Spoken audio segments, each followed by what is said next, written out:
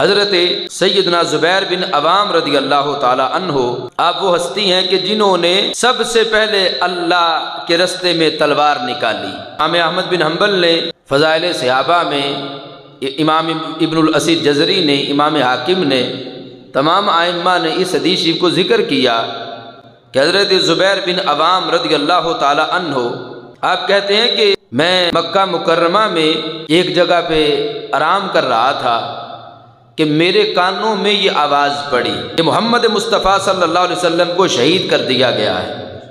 اور ایک روایت میں ہے کہ آپ فرماتے میں نے سنا کہ نبی پاک صلی اللہ علیہ وسلم کو گرفتار کر لیا ہے۔ تو فرماتے ہیں میں فوراً اٹھا ننگی تلوار لے کر لوگوں کو ہٹاتا ہوا، جس وقت کریم آقا علیہ السلام کی بارگاہ تک پہنچا، اور آپ صلی اللہ علیہ وآلہ وسلم اس وقت مکہ مکرمہ کے بالائی حصے میں تھے۔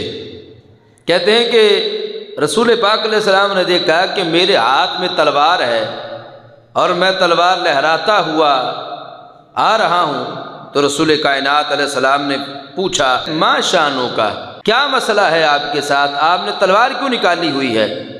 عرض کہ یا رسول اللہ صلی اللہ علیہ وسلم، مجھے یہ خبر ملی ہے آپ کے لحاظ سے۔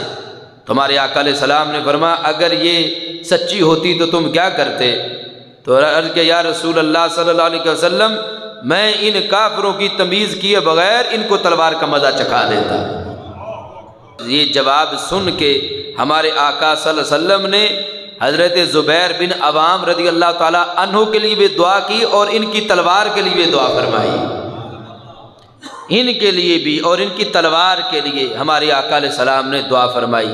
اس سے پتہ چلتا ہے کہ ایک غلام کا اپنے آقا و مولا صلی اللہ علیہ وسلم کے لحاظ سے اس انداز کا تعلق ہونا چاہیے، جذبات کا۔